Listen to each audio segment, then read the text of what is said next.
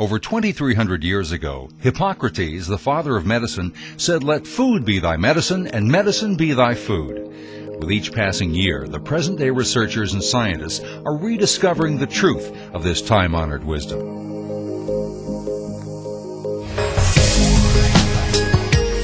Welcome to the Whole Food Pharmacy, where eating healthy just got easier.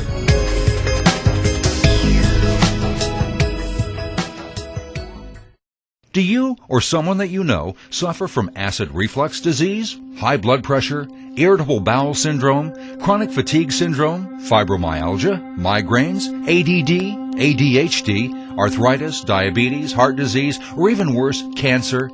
If we could go back in time to 1965 and ask that same question, do you think we'd get the same answer? The fact is that some of those diseases didn't even exist 40 years ago. What's more surprising is this. In that same span of time, since 1965, we've also seen enormous advances in medical technology. We have more doctors, we have more hospitals, and we have more pharmaceutical drugs. And what do we have to show for it? The sickliest generation in American history. These are all the medications that I have to take daily.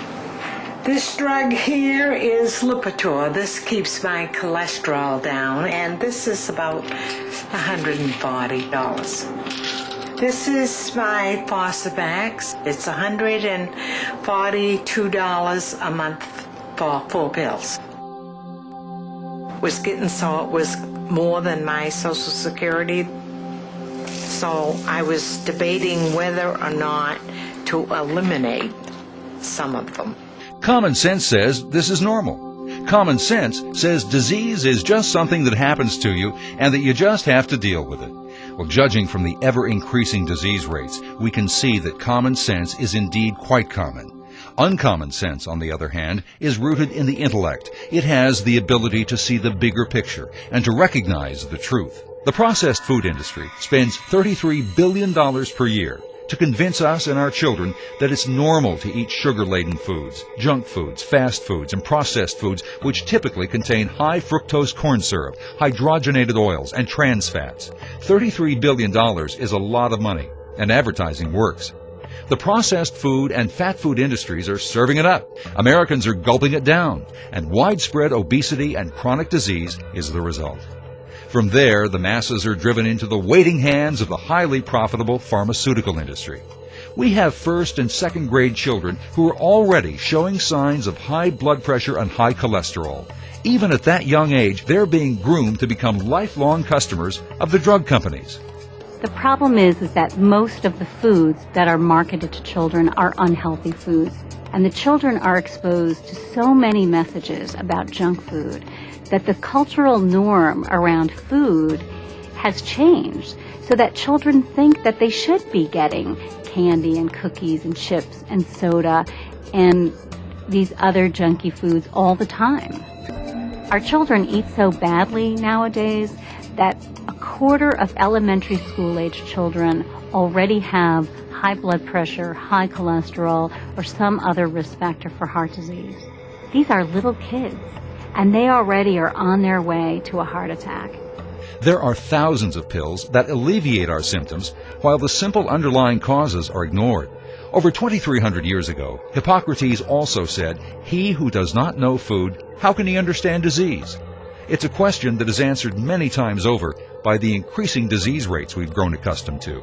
By 2012, it is estimated that 1/3 of the U.S. population will suffer from diabetes. In our society, the primary cause of diabetes is eating man-made carbohydrates, such as white table sugar, candy, sodas, high fructose corn syrup, pasta, and white flour. For each person with diabetes, the pharmaceutical industry will earn up to $300 per month or more for testing supplies and medications. Imagine 1/3 of the United States, 100 million people, at $300 a month. That's a lot of money. And the simple truth is this. The number one culprit in this fiasco is the American diet. Fast food, junk food, candy, chips, burgers, French fries, and sodas, otherwise known as processed food. All foods fall into one of two categories, whole foods or processed foods. A whole food is any food that grows from the earth and is in its original form when you eat it, namely fruits, vegetables, nuts, seeds, legumes, whole grains, and berries. All of these are whole foods. In your grocery store, the whole foods are what you find in the produce aisle. Most everything else in the store is processed food. Over the past century, nutrition experts have gained a fuller appreciation of the need for a whole food diet. Research began to show in the 1970s that certain patterns of eating, beyond vitamin and mineral intake, were influencing illnesses. By the 1980s, they found that populations that ate more fruits, vegetables, and high-fiber foods experienced lower rates of cancer, heart disease, and diabetes. The health benefits of whole foods is now taking center stage as the research frontier has shifted its focus to the thousands of phytochemicals found in whole foods that may have important physiologic effects. Here are just a few of the latest findings. Spinach and other deep green leafy vegetables contain a carotenoid called neoxanthin.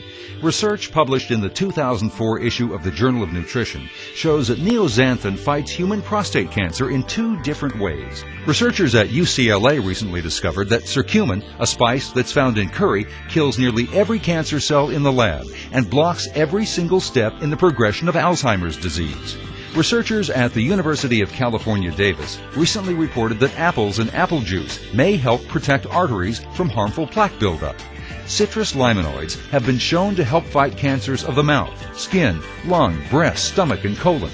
Researchers at Loma Linda University have found that by drinking 5 glasses of plain water per day, healthy people without any history of heart disease, stroke, or diabetes reduced their risk of dying from a heart attack by 50% or more. All of this was discovered only in the last 5 years. And that's just the very tip of the iceberg. It's all so very simple, but at the same time quite profound. Whole foods contain the natural nutrients that our bodies can recognize, absorb, and put to good use. After decades of cancer and disease research and billions of dollars spent, every single nonprofit health organization in the world is telling us to eat more whole foods.